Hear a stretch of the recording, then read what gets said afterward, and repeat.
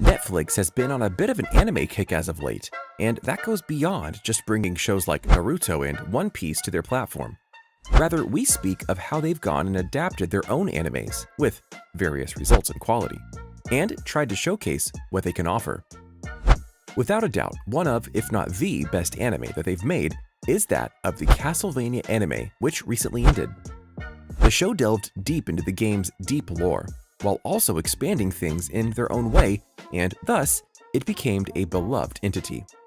So allow us to show you Castlevania, 5 reasons why you should watch the upcoming spin-off. Be sure to like the video and subscribe to the channel. Number 5. Endings and Spin-offs. When Season 4 of Castlevania was announced, Netflix confirmed it would be the final series for the animated series, and judging by the ending that was to come, it certainly seems like that's the case. Despite the groundwork being laid for future stories, still, Castlevania Season 4 doesn't seem to be the end of the full story, which thankfully is exactly the case because a spin-off is indeed coming. There was no way Netflix would just end its hit anime series Castlevania with such a cliffhanger, right? The streamer confirmed that a spin-off anime series for Castlevania is currently in the works, and it will star a fan-favorite character from the games. During Geeked Week, Netflix announced a new Castlevania anime, which will be set in 1792 France against the backdrop of the French Revolution. That's not all. The new series will star none other than Richter Belmont and Mariah Renard, the fan-favorite characters from the games of Rondo of Blood and Symphony of the Night. The new Castlevania show will be written by Clive Bradley, who will also act as showrunner and executive producer, while Kevin Kolde returns to produce the series. Powerhouse Animation will continue to serve as the animation studio for the series, with Sam and Adam Dietz directing. For the uninitiated, Richter is a descendant of Trevor Belmont, the star of the Netflix Castlevania series.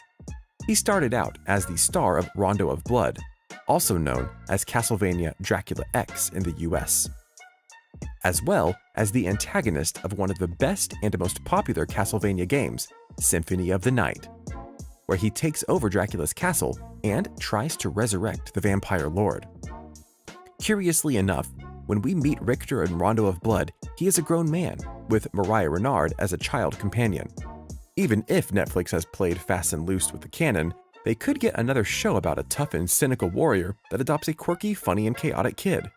A formula that has proven very popular with shows like Yasuki, The Mandalorian, and The Bad Batch.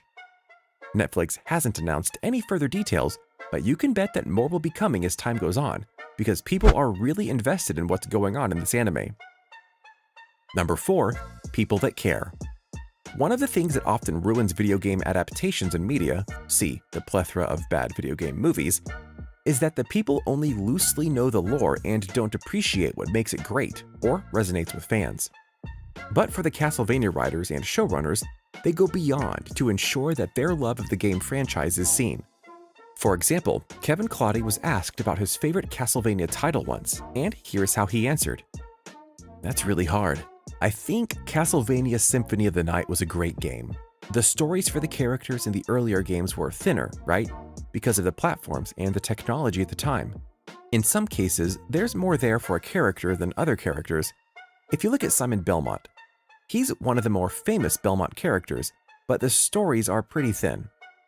A lot of it is in how you interpret it, or how you imagine it in some cases. I don't know. Right now, Trevor's my favorite Belmont. Not just because we've been able to build the character so much more than what was there in the games. Richard Armitage, the English voice actor for Trevor Belmont, has done an amazing job with building Trevor's personality with his voice work. His acting has been pretty incredible. As for later, if we do another Castlevania series, I may have another favorite Belmont. But for right now, it's definitely Trevor. We now know that he will get another Belmont to work with, and you can bet that he and the others are going to put a lot of time and care into making all of these characters deeper than their game would allow at times. Alucard, for example, came off great in the original Castlevania series on Netflix, and fans adored how they handled him.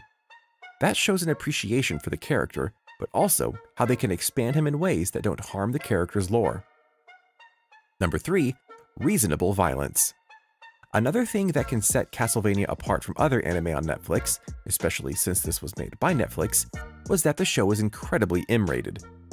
Many animes walk the line in what they show depending on their audience, but this series was not afraid to show gore, people making love, exploitation, and more. Many would argue that this would be too much for an anime, even one set in the world of vampires and hunters like Castlevania is. But Clove and his crew were always going to walk the line between gratuitous and telling a story. It's all about context, right? You have to make those judgment calls at the time in the context of what's being told in the story. What's supposed to be happening? What's the character? Is it necessary? Is it not necessary? I don't think there's really any hard and fast answer to that question. Every time it comes up, it's a choice, right? You have to hope you make the right, reasonable, responsible choice in terms of what you need to tell your story and what is meaningful to be depicted based on the journey the characters are on, or the characters you are talking about. Number 2, killer animation. One of the reasons we keep bringing up the quality of anime on Netflix is that when it comes to the shows that they personally bring to life over to their platform, it can be hit or miss. Castlevania is obviously a hit, but if you look at some of the other animations they brought over from respected manga in the recent past, you'll see people ragging on Netflix something fierce. See what's going on with Record of Ragnarok, for example, and how it keeps using still frame animation and bad image splicing to try and make things seem action-packed. However, with the Powerhouse animation team, you don't have to worry about that, because they go to the limit and well beyond that to make sure that every episode, every sequence, and sometimes every still frame is as good as it possibly can be. Trust us when we say that if the animation was bad in any way here, people would have noticed and complained about it loudly on the internet. As such, we should all be grateful that Netflix was willing to go big on this. And since Powerhouse is the ones doing the animation for the spin-off with Richter, you can bet that the animation will continue to be top-notch. Number 1. The potential for more stories. The beauty about all of this is the fact that we might actually get an animated series that honors all of the game's lore while also keeping things fresh. Because since they're going from one Belmont to another, that eventually means we could get even more adaptations of the other Castlevania games over time, including the ones that honestly don't star the Belmonts in some form. Symphony of the Night is one adaptation many fans would love to see, but that's only scratching the surface of it all. The Castlevania line has many great games and stories and characters to touch upon.